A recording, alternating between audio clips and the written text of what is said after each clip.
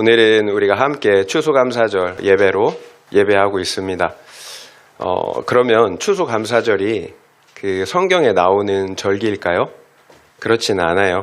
그 성경에 추수감사절이라는 절기는 없어요. 그런데 추수감사절과 같은 의미의 절기가 있어요. 하나님께서는 이스라엘 백성들에게 세 가지 절기, 3대 절기를 명령하셨어요. 우리 6월절 아시잖아요. 6월절. 그리고 7.7절, 그리고 초막절이 있습니다. 6월절은 이스라엘 백성들이 애굽을 나온 출애굽한 그 구원을 기념하고 감사하라고 하나님께서 제정하신 절기였어요. 그리고 7.7절은 첫 열매를 드릴 때 맥은 보리잖아요. 보리가 처음 열매를 열었어요. 그래서 그 초실절이라고 하고 맥주절이라고도 해요. 그래서 처음 익은 열매를 드린다고 해서 맥주절, 초실절이라고도 하는 7.7절이 있었습니다. 그리고 우리 오늘 함께 볼 초막절, 그 초막절이 바로 추수감사절과 같아요. 한 해에 거둬들인 그 양식을 이렇게 저장한 후에 베풀어 주신 은혜를 기념하며 감사하는 절기였어요. 그래서 굳이 따진다면 이제 초막절이 이제 추수감사절과 같은 의미의 절기다라고 생각하시면 됩니다. 그런데 이 3대 절기의 공통점이 있죠. 감사하라는 거예요. 감사. 너희들이 받은 은혜를 생각하고 감사하라. 이것이 하나님께서 반드시 3대 절기를 지키라고 명령하신 이유입니다. 그러면 우리가 언제 감사해야 할까요? 우리가 이런 절기 때만 감사해야 할까요? 오늘 본문의 말씀을 보니까 그렇지 않은 것 같아요. 항상 기뻐하라. 항상 기뻐하래요. 쉬지 말고 기도하라. 범사에 감사하라. 모든 일에 감사하라는 거죠. 이것이 그리스도 예수 안에서 너희를 향하신 하나님의 뜻이라고 말씀하고 계세요. 그러니까 항상 범사에 기뻐하고 감사하라는 거죠. 특정한 절기에 기뻐하고 감사하는 것이 아니라 항상 기뻐하고 감사하라는 거예요. 여러분, 이것이 하나님의 뜻이에요. 상황이 좋든지 좋지 않든지 어떤 상황에서도 감사하는 것입니다. 그렇다면 우리가 기뻐할 것이 없는데 또 감사할 것이 없는데도 기뻐하고 감사하라고 하나님께서 하시겠습니까? 하나님이 그런 막무가내 하나님은 아니시잖아요. 여러분, 감사할 것이 있기 때문이에요. 감사할 것이 있기 때문에 우리에게 하나님께서 감사하라고 명령하시는 것입니다. 우리가 받은 은혜가 있다라는 거예요. 여러분, 한 해를 돌아보세요. 모든 것이 내가 한 것입니까? 아니면 하나님의 은혜입니까? 여러분, 감사는 여기에 달려 있어요. 여기에. 내가 한 것이라고 생각하면 감사할 이유가 없어요. 그러나 하나님을 인정한다면, 그래서 모든 것이 하나님의 은혜라는 사실을 인정한다면 마땅히 감사해야 합니다.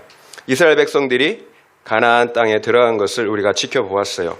어떻게 들어갔나요? 이스라엘 백성이 잘나서 의로워서 가나안 땅에 들어갔나요? 아니면 하나님의 전적인 은혜였습니까? 이스라엘 백성들이 400년 동안이나 종살이했던 그 애굽을 나왔어요. 여러분, 이게 가능한 일일까요? 하나님의 은혜가 아니면 설명이 불가능해요. 하나님께서 말도 안 되는 10가지 재앙, 여러분 첫 번째 재앙부터 마지막 재앙까지, 장자를 치는 재앙까지 우리가 지켜보았잖아요. 그 재앙으로 애굽을 치셨기 때문이에요. 특별히 마지막에는 그 장자를 죽이시고 또 홍해를 가르셔서 마른 땅을 건너게 하시는 그 기적을 통해서 이스라엘 백성들이 애굽을 나오게 출애굽하게 하셨다라는 거예요. 이것이 우리의 구원의 사건이죠. 거기서 끝인가요? 애굽을 나온 이스라엘 백성들이 40년 동안을 광야에서 생활해야 했어요. 물도 양식도 없는 그 광야에서 40년 동안이나 옷도 헤어지지 않았고 그리고 발도 부르트지 않았다라고 말씀하고 있어요. 광야에서 생존했다라는 거예요. 풍성히 먹고 마셨다라는 거예요. 하나님께서 돌보시고 먹이셨기 때문이죠. 게다가 하나님은 이스라엘 백성들로 하여금 자신들보다 더 크고 강한 가나안 족속을 진멸하고 가나안 땅을 기업으로 얻도록 해주셨어요. 하나님께서 가나안 족속을 이스라엘 백성들의 손에 넘겨주셨기 때문이잖아요. 이처럼 나의 거듭남에서부터 그리고 이 땅의 광야 생활 그리고 천국 기업을 얻고 누리는 데까지 내가 한 것이 없어요. 하나님께서 주셨습니다. 100% 하나님께서 하셨어요. 그래서 은혜 아닌 것이 없어요. 이 사실을 알면 당연히 감사할 수밖에 없어요. 여러분, 우리가 일어나서 밥 먹고 걷고 보고 말하는 것, 이처럼 일상을 사는 것, 여러분 당연한 것 같지만 기적이에요. 여러분, 위라클이라는 유튜브 보셨나요? 그 채널을 운영하는 박이라는 성도가 있잖아요. 이분이 2014년 28살의 나이로 낙상사고를 당했어요. 그래서 끔찍하게도 완전히 전신마비 장애인이 되었어요. 의사가 어떻게 선고했나요? 목이 부러져 갖고 척수 신경이 손상됐으니까 이제 당신은 앞으로 전신마비로 살 것이다. 영원히 걸을 수도 손가락 하나도 움직일 수 없을 거라고 이렇게 판정을 내렸어요. 그러면 이분이 감사할 것이 있겠습니까? 여러분, 그런데 이분이 감사할 것이 있대요. 이분이 다치기 전에는 걷고 뛰고 내 손으로 밥을 먹는 것, 일상의 모든 삶이 당연하다고 생각했다고 해요. 그래서 감사하지 않았다라는 거예요. 그런데 전신마비가 되어 보니까 기적이라는 게 꼭 초현실적인 현상이 아니라는 거예요. 평범하고 당연한 일상이 기적이라는 사실을 깨달았다라는 거예요. 그러니까 기적은 내가 사는 일상의 삶, 당신의 삶 자체라고 힘주어 말하더라고요. 그래서 사고가 난 것을 이분이 절대로 후회하거나 원망하지 않는다라고 이야기합니다. 사고를 통해 무엇을 배웠나요? 그전에는 감사하는 마음이 없었다라는 거예요. 근데 사고를 통해 감사하는 마음을 배웠기 때문이라는 거예요. 언젠가 이분이 하는 유튜브를 제가 보는데요. 여러분, 손가락을 못 움직여요. 근데 어느 날 이분이 정말 엄청난 노력을 하더라고요. 이 손가락을 움직여서 자기 스스로 라면을 먹는데 이것이 눈물 나게 감사하다고 이렇게 고백하더라고요. 여러분, 결국 감사는 하나님을 인정하는 데서 시작되는 거예요. 상황에 달려있지 않아요. 하나님을 인정하는 데서 시작합니다. 모든 것이 하나님의 은혜라는 사실을 아는 거예요. 그러면 그 작은 것에도 우리가 감사할 수가 있습니다. 특별히 오늘 본문 말씀을 보면 뭐라고 해요? 항상 기뻐하고 범사에 감사하라. 항상 범사에. 여러분, 기뻐할 수 있을 때만, 감사할 수 있을 때만 기뻐하고 감사하라는 게 아니에요. 내 환경이 나빠져도, 좋은 일이 없어도 모든 일에 기뻐하고 감사하라는 것입니다. 여러분, 과연 그럴 수 있을까요? 여러분, 합당한 이유가 있어요. 우리가 받은 구원 때문이에요. 우리가 받은 그 구원 하나만으로 우리는 범사에 어떤 상황에서도 기뻐하고 감사할 수가 있어요. 정말로 내가 받은 그 구원을 믿는다면, 내가 받은 그 구원을 믿는다면, 알고 믿는다면 범사에 감사할 수가 있습니다. 우리가 어떻게 구원받았나요? 우리는 영원한 죽음, 사형, 형벌이 확정된 죄인이었어요. 그런데 어느 날 갑자기 무죄 판결이 내려졌습니다. 그 이유가 중요해요. 여러분, 나를 대신하여 창조주 하나님께서 십자가의 형벌을 당하셨기 때문이에요. 그래서 영원한 지옥 백성이 갑자기 천국 백성, 하나님의 자녀가 되는 은혜를 받게 되었습니다. 이것이 나와 우리가 받은 구원의 은혜예요. 하나님께서 내 죄로 인하여 죽으셨기 때문이에요. 내 죄의 값을 하나님께서 대신 감당하셨기 때문입니다. 여러분, 그 결과 지금 죽어도 천국이에요. 여러분, 이 사실을 여러분이 믿으면 감사하고요. 믿지 못하면 웃기는 얘기가 되는 거예요. 여러분, 그러면 지금 죽어도 천국이라면, 지옥 백성이 천국 백성이 되었다면 그 하나만으로 어떤 상황, 형편에서도 감사해야 하지 않을까요? 여러분, 나 때문에 하나님이 죽으셨어요. 결국 우리가 항상 기뻐하지 못하고 감사하지 못하는 이유가 무엇일까요? 믿음의 문제인 거죠. 믿음의 문제예요. 구원에 대한 확신, 믿음이 없기 때문이에요. 하나님을 인정하지 않기 때문이에요. 그래서 기뻐하지 못하고 감사하지 못하는 것입니다. 여러분, 그런데 나는 믿는다라고, 나는 믿는다라고 이렇게 얘기하는 분들이 계실 거예요. 그러면 잘못 믿는 거예요.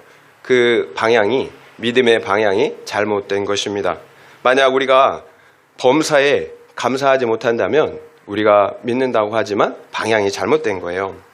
우리 믿음의 목적이 이 땅의 행복, 성공과 같은 기복 때문은 아닐까요? 그래서 나의 재정의 문제, 관계의 문제, 성공의 문제와 같은 우리 인생의 문제가 해결되지 않는 것이 항상 불만인 거죠. 그러면 기뻐하고 감사할 수가 없죠. 나의 목적은 행복인데 하나님은 우리에게 구원을 주시길 원하는데 우리의 거룩과 구원이 목적인데 여러분 이렇게 목적이 달라요. 그러니까 나에게 주신 그 환경만 보면 내 목적을 가지고 보면 기뻐하고 감사할 수가 없는 거죠. 여러분 하나님의 목적은 언제나 문제 해결이 아니에요. 내가 변화되는 거예요.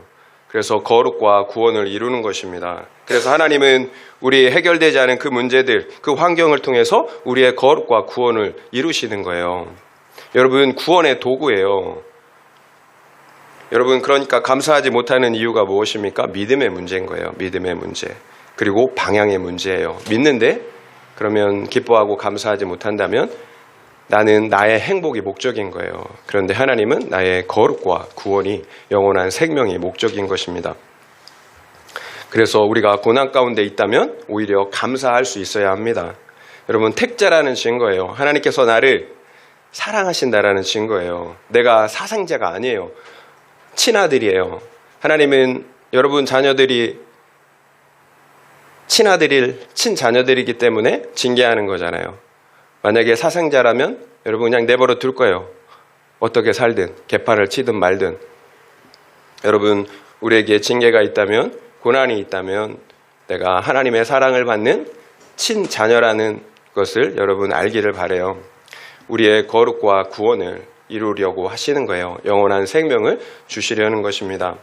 우리가 너무나 잘 아는 말씀 있잖아요. 그 말씀 로마서 8장 28절 하나님을 사랑하는 자 곧 그 뜻대로 부르심을 입은 자들에게는 모든 것이 합력하여 선을 이루느니라. 하나님의 택자는 하나님을 사랑하는 자들이에요. 그런데 그들은 뜻대로 부르심을 입은 그 자들은 모든 것이 합력하여 선을 이룬대요.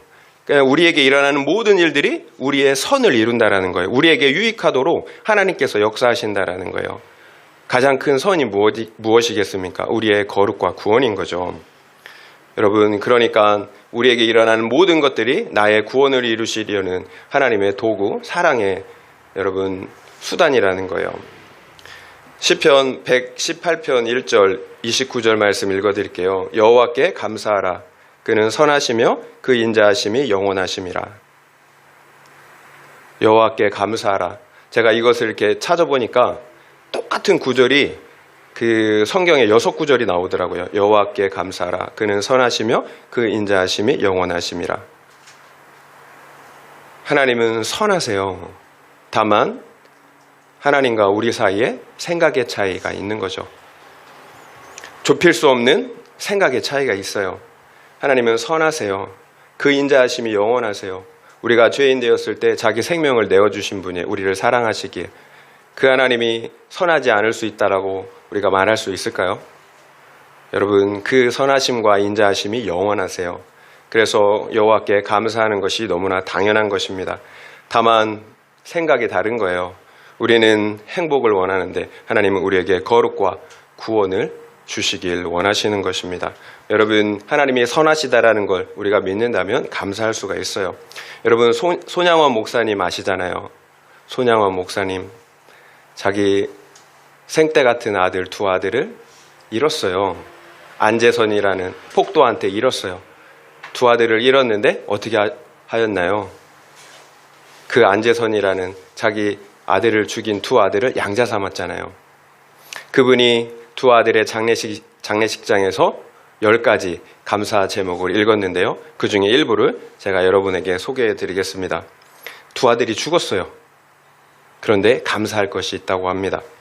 첫째, 나 같은 죄인의 혈통에서 순교의 자식들이 나오게 하셨으니 하나님 감사합니다. 두 번째도 있는데 비슷해서 세 번째, 삼남 삼녀 중에서도 가장 아름다운 두 아들 장자와 차자를 바치게 된 나의 축복을 하나님 감사합니다. 여섯째, 미국 유학 가려고 준비하던 내 아들 미국보다 더 좋은 천국에 갔으니 내 마음이 안심되어 하나님 감사합니다. 일곱째, 나의 사랑하는 두 아들을 총살한 원수를 회개시켜 내 아들 삼고자 하는 사랑의 마음을 주신 하나님 감사합니다. 여덟째, 내 두 아들의 순교로 말미암아 무수한 천국의 아들들이 생길 것이 믿어지니 우리 하나님 감사합니다. 아홉째, 이 같은 역경 중에서도 이상 8가지 진리와 하나님 사랑을 찾는 기쁜 마음, 여유 있는 믿음 주신 우리 주 예수 그리스도께 감사합니다. 10번째, 이렇게 과분한 축복 누리게 되는 것을 감사합니다. 생때 같은 두 아들을 잃었어요. 그러면 여러분 원망하고 불평해야 되는 게 당연한 거죠. 그런데 어떤 마음인지 이렇게 손양원 목사님은 하나님께 감사하고 있어요. 여러분 하나님의 선하심을 믿기 때문이에요. 여러분 영원한 천국을, 영원한 하나님의 나라를 믿기 때문이에요. 그러면 범사에 감사할 수가 있습니다. 나의 행복이 목적이면 이 땅에 우리의 성공과 기복이 목적이라면 절대 감사할 수가 없죠. 그러나 우리의 구원이 목적이라면, 영원한 하나님의 나라가 목적이라면, 그래서 하나님의 선하심을 믿는다면 이런 상황에서도 안 되지만 여러분 이 마음이 어떻겠어요? 정말 기뻐서 이렇게 감사했겠습니까? 믿음으로 감사한 거죠. 여러분 우리의 환경이 좋으면 감사할 것 같죠? 여러분 환경이 좋다고 감사하는 거 아니에요. 오히려 하나님을 떠나게 됩니다. 우리나라 속담에도 머리 검은 짐승은 거두지 말라라는 그런 말이 있잖아요. 그만큼 사람이 악해요. 은혜를 쉽게 잊어버려요. 문제는 그 은혜를 잊어버리는 순간 교만해진다라는 거예요. 여러분 우리가 은혜를 잊는 순간 교만해집니다. 그러면 죽는 거예요. 하나님은 교만한 자를 대적으로 여기십니다. 원수로 여기신다라고 말씀하세요. 결국 하나님께서 절기를 주신 이유는, 그리고 범사에 감사하라고 말씀하신 이유는 우리가 하나님의 은혜를 너무 쉽게 잊어버리기 때문이에요. 그래서 절기를 주시고 또 범사에 감사하라는 명령의 말씀을 하신 것입니다. 은혜를 잊으면 교만해지기 때문이에요. 그러면 죽잖아요. 그러면 절기를 주신 이유와 범사에 감사하라고 하신 이유는 결국 하나님이 아니라 나와 우리를 위한 것입니다. 은혜를 잊지 말아야 하기 때문이에요. 그래서 감사는 나를 위해서 하는 것입니다. 여러분 감사는 나를 위해서 하는 거예요. 내가 감사할 때 내 영혼이 살기 때문이에요. 결국 우리가 감사하지 않는 이유는 결국 받은 은혜를 잊어버렸기 때문이에요. 점점 하나님을 떠나 우리의 마음이 교만해졌기 때문이에요. 적용 질문 드리겠습니다. 한 해를 돌아볼 때 가장 감사한 것이 무엇입니까? 그리고 내 인생에서 가장 감사한 것은 무엇입니까? 한번 생각해 보시기 바랍니다. 한 해를 돌아볼 때 가장 감사한 것이 무엇입니까? 그리고 내 인생에서 가장 감사한 것은 무엇입니까? 한번 생각해 보시기 바랍니다. 그렇다면 어떻게 항상 기뻐하고 범사에 감사할 수가 있나요? 우리가 받은 은혜를 잊지 않고 믿는 거죠. 그래서 잊지 말아야 합니다. 오늘 본문의 말씀이 그 구체적인 방법, 우리가 어떻게 잊지 않고 그 은혜를 기억할 수 있는지, 그래서 믿음 안에서 감사할 수 있는지 오늘 본문의 말씀이 이야기해 주고 있어요. 항상 기뻐하라, 범사에 감사하라는 그 말씀 사이에 쉬지 말고 기도하라는 말씀이 그 가운데 위치하고 있어요. 그 이유가 무엇일까요? 우리가 항상 기뻐하고 또 범사에 감사할 수 있는 방법이 바로 쉬지 않고 기도하는 것이기 때문이에요. 여러분 내 마음인데도 내 마음대로 되지 않잖아요.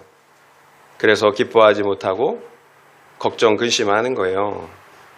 내 마음인데 내 마음대로 안 돼요. 화 안 내야 되는 거 알잖아요. 여러분 사랑해야 되는 거 알잖아요. 근데 내 마음대로 안 되잖아요.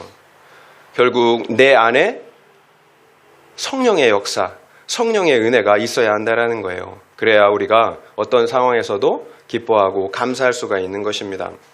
제가 앞서 항상 기뻐하고 범사에 감사하지 못하는 이유가 우리의 믿음 없음이라고, 우리가 구원을 확신하지 못하기 때문이라고 말씀을 드렸어요. 여러분 그렇다면 우리 안에 믿음이 없는 이유가 무엇입니까? 기도하지 않기 때문인 거죠.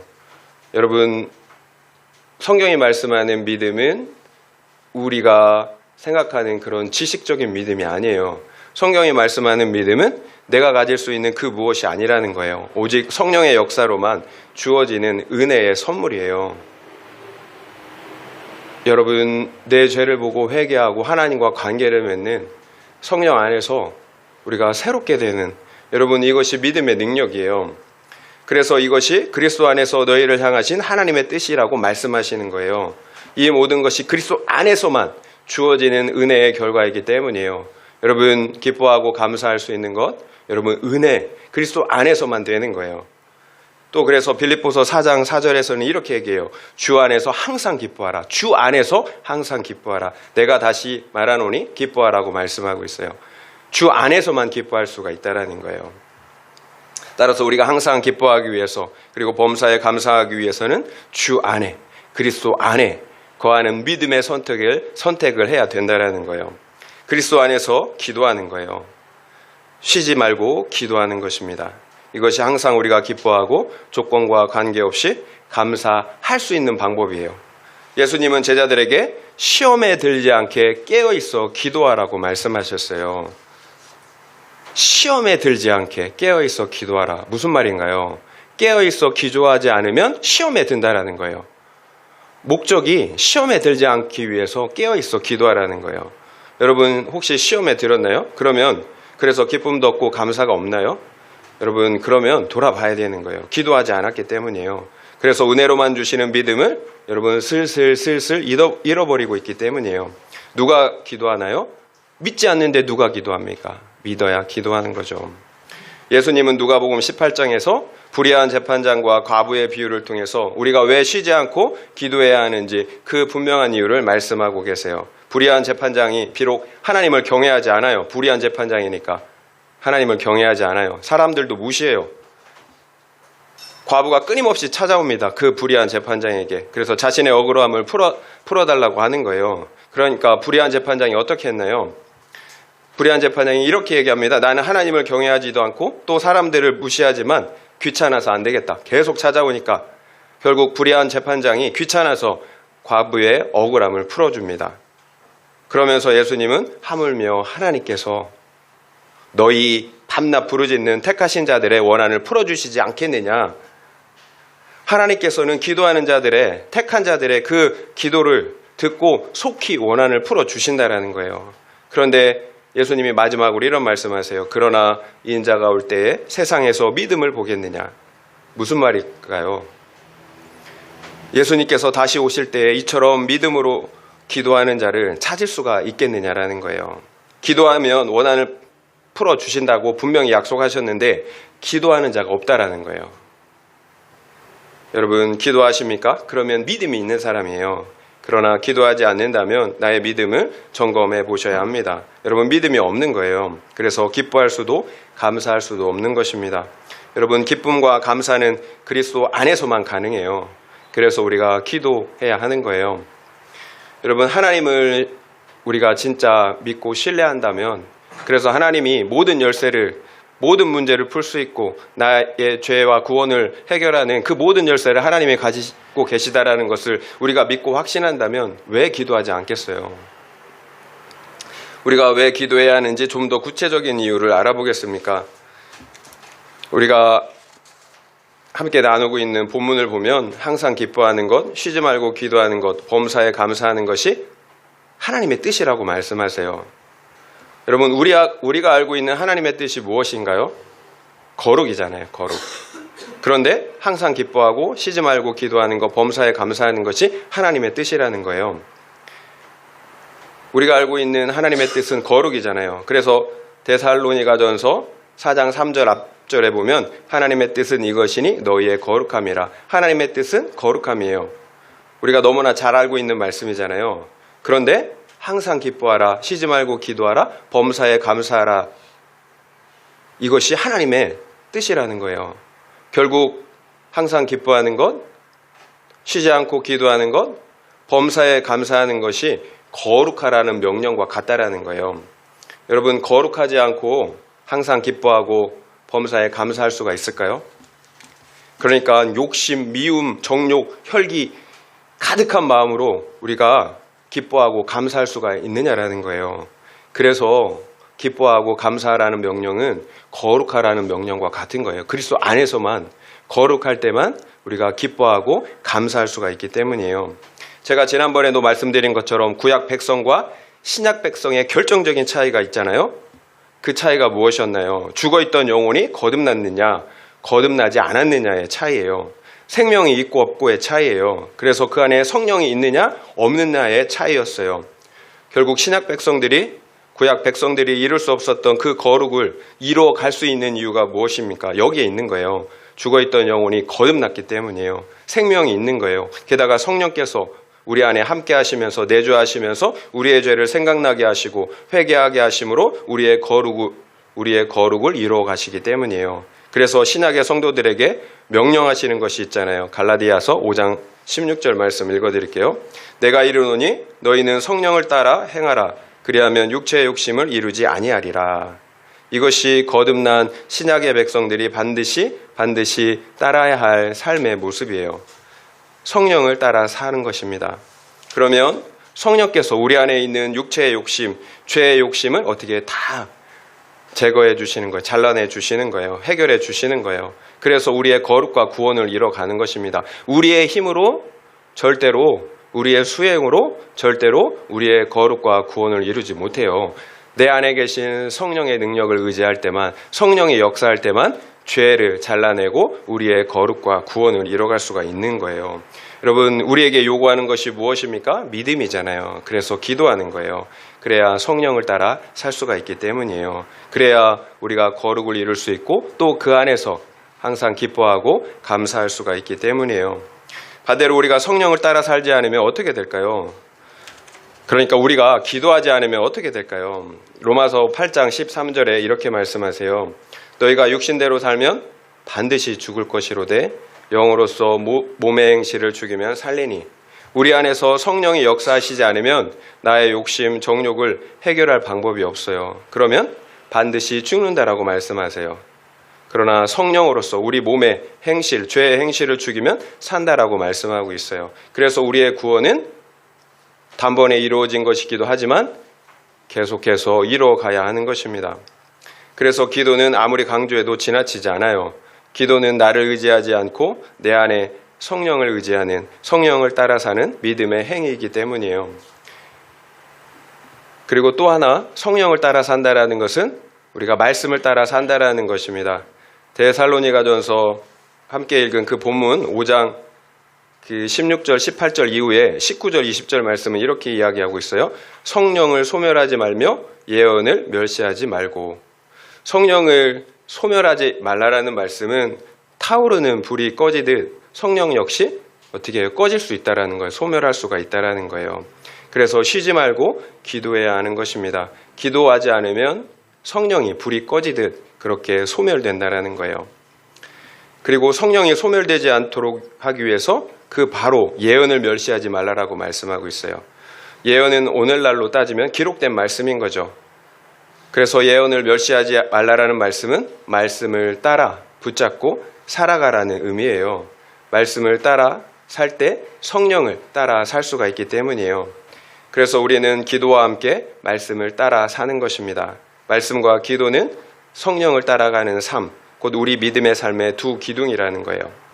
그래서 믿음의 사람, 곧 기도와 말씀의 사람이 거룩을 이루는 것입니다. 그래서 항상 기뻐하고 범사에 감사할 수가 있는 것입니다. 결국 항상 기뻐하지 못하고 범사에 감사하지 못하는 이유가 무엇일까요? 환경 때문인가요? 아니잖아요. 해결되지 않은 죄 때문이에요. 거룩하지 않기 때문이에요. 그래서 비교하고 욕심을 부리며 힘들어하는 것입니다. 또 그래서 성경은 악인에게는 평강이 없다라고 말씀하고 있어요. 저 역시 사역자로서 다른 사역자들과 목사님들과 비교해요.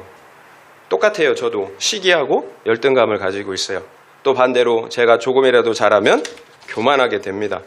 여러분, 참 이게 해결되지 않는 고질병이에요. 참 그러면서 제가 참 죄인이구나라는 것들을 깨닫게 됩니다. 여러분, 그러고 싶지 않아요. 그런데 제 마음이 제 마음대로 되지 않는 거예요. 그러니까 항상 기뻐할 수가 없는 거예요. 또 그래서 범사에 감사할 수가 없는 것입니다. 그래서 걱정하고 염려하고 두려워하는 거예요. 욕심을 가지니까. 그래서 어떻게 합니까? 기도하는 것밖에 없죠. 그래서 저는 교만, 시기, 미움, 열등감과 같은 죄의 생각과 감정이 올라올 때 기도해요. 그러면 성령께서 내 안에서 역사하시더라고요.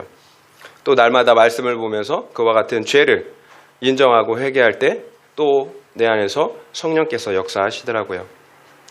이처럼 제가 기도하고 말씀을 따라 살 때 성령께서 죄 안에 있는 죄를 하나하나 하나님께서 제거하시고 그래서 거룩하게 하시더라고요.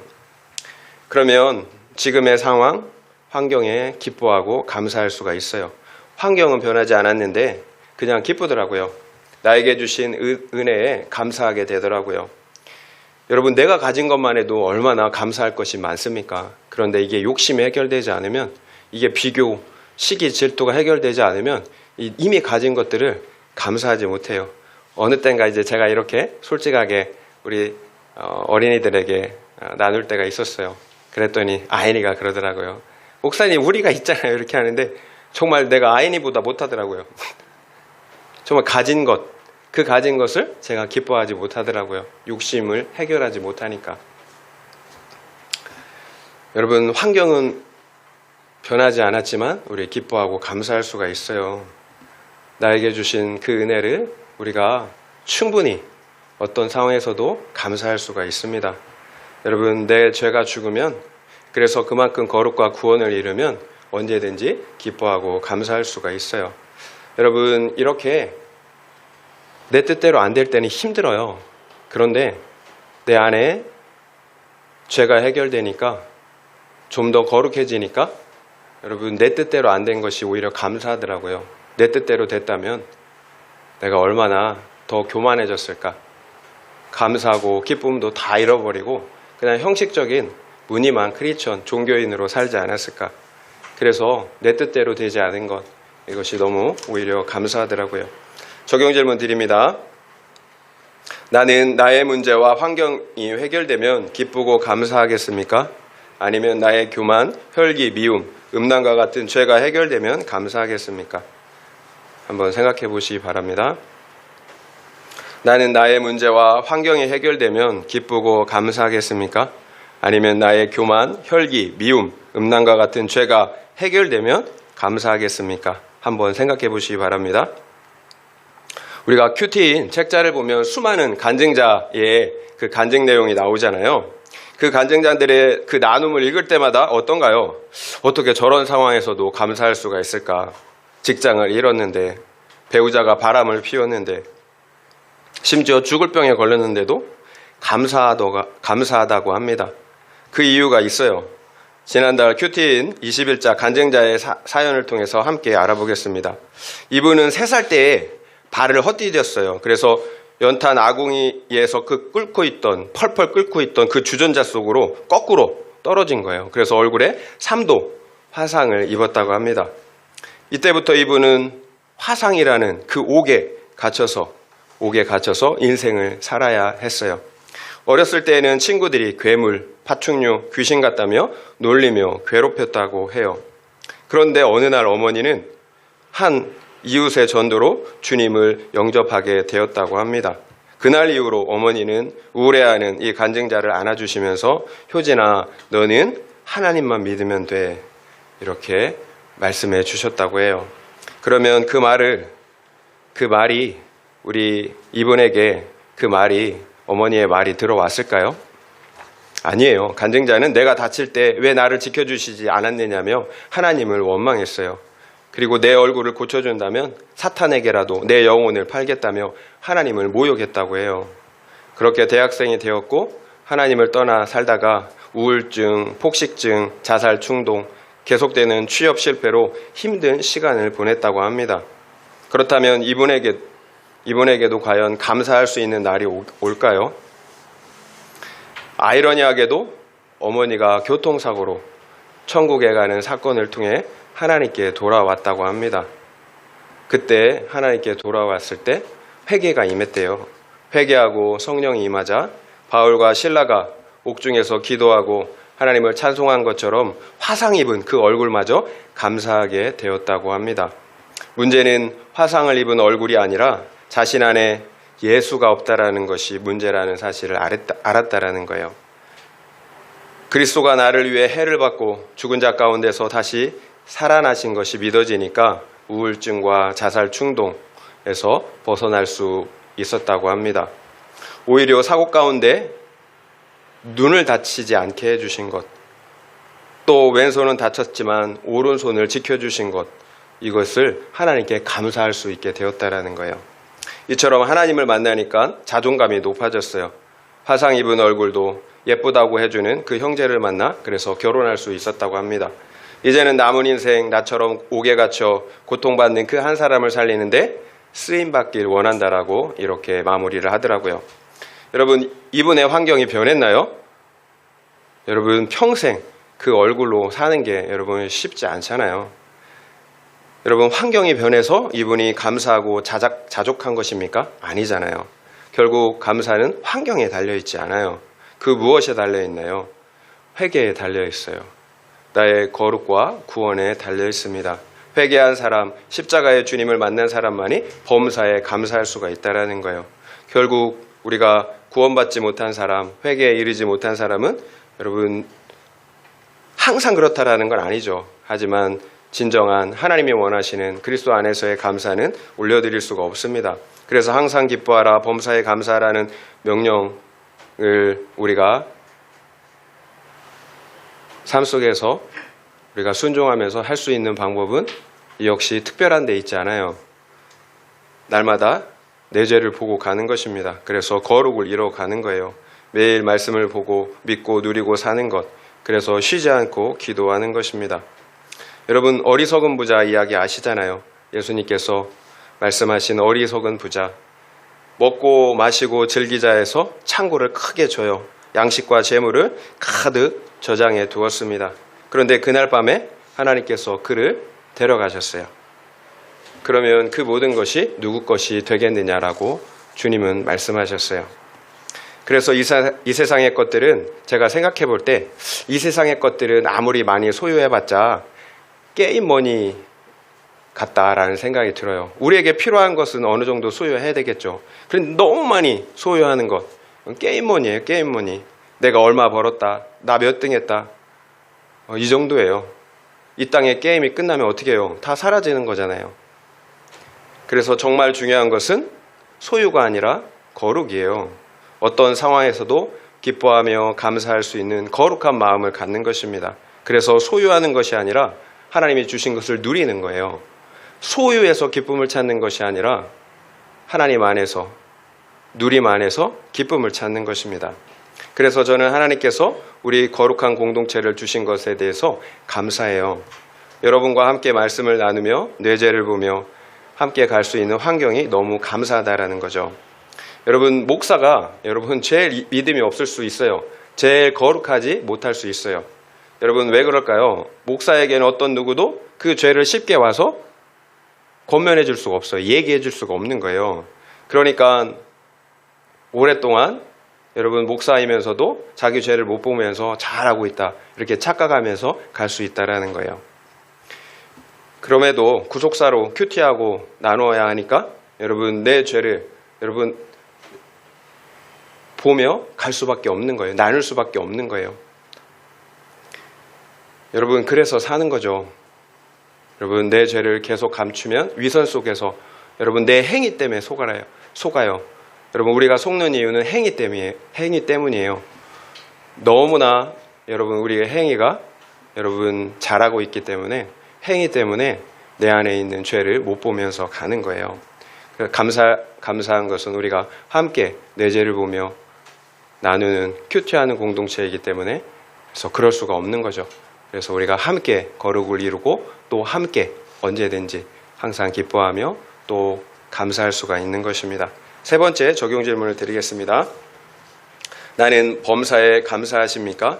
그렇지 못하다면 그 이유는 무엇인 것 같습니까? 기도하지 않기 때문입니까? 아니면 나의 욕심과 혈기, 미움과 같은 죄 때문인 것 같습니까? 아니면 구원을 확신하지 못하기 때문입니까? 한번 생각해 보시기 바랍니다. 나는 범사에 감사하십니까? 그렇지 못하다면 그 이유는 무엇인 것 같습니까? 기도하지 않기 때문입니까? 아니면 나의 욕심과 혈기, 미움과 같은 죄 때문인 것 같습니까? 아니면 구원을 확신하지 못하기 때문입니까? 한번 생각해 보시기 바랍니다. 말씀을 마무리하겠습니다. 항상 기뻐하라, 쉬지 말고 기도하라, 범사에 감사하라. 이것이 그리스도 예수 안에서 너희를 향하신 하나님의 뜻이니라. 이처럼 감사는 하나님의 명령이에요. 그렇다면 하나님께서 감사를 명령하시는 이유가 무엇이었나요? 첫 번째는 하나님께서 우리 인생들에게 베푸신 그 은혜를 생각할 때 감사하는 것이 마땅하기 때문이에요. 특별히 우리에게 베풀어 주신 그 구원의 은혜만으로, 그 십자가만으로 우리는 어떤 상황에서도 충분히 기뻐하고 감사할 수가 있습니다. 지금 죽는다고 해도 천국이잖아요. 영생이 있기 때문이에요. 그런데 그 영생을 그냥 얻은 것이 아니라 주님의 희생으로, 하나님의 희생으로 얻었기 때문이에요. 그래서 우리가 하나님께 감사하는 것은 너무나 마땅합니다. 두 번째로 감사를 명령하신 이유는 은혜를 잊으면 우리가 교만해지기 때문이에요. 그러면 생명의 근원이신 하나님을 떠나게 됩니다. 죽는 거잖아요. 그래서 감사는 나와 우리를 위해서 하나님께서 명령하신 것입니다. 감사하는 그 영혼이 살기 때문이에요. 그렇다면 어떻게 항상 기뻐하고 범사에 감사할 수가 있었습니까? 쉬지 않고 기도해야 합니다. 이것이 성령을 따라 사는 삶이기 때문이에요. 그래야 거룩할 수가 있기 때문이에요. 내 안에 교만과 탐심, 그리고 미움과 판단과 같은 죄를 가지고서는 절대로 기뻐하고 감사할 수가 없기 때문이에요. 그래서 감사에 대한 명령은 거룩에 대한 명령이었습니다. 쉬지 않고 기도해야 합니다. 그리고 말씀을 따라 살아가야 합니다. 이처럼 성령을 따라 살 때만 내 죄를 보고 거룩과 구원을 이루어 갈 수가 있습니다. 그러면 어떤 상황에서도 기뻐하고 감사할 수가 있습니다. 내 안에 아무도 알 수 없고 줄 수도 없는 그 십자가 속죄의 기쁨, 구원의 기쁨, 영생의 기쁨이 있기 때문이에요. 이처럼 그 아무도 알 수 없는 그 영생의 기쁨 안에서, 구원의 기쁨 안에서 항상 기뻐하고 그리고 범사에 감사하는 우리 모두가 되시기를 예수님의 이름으로 축원드립니다.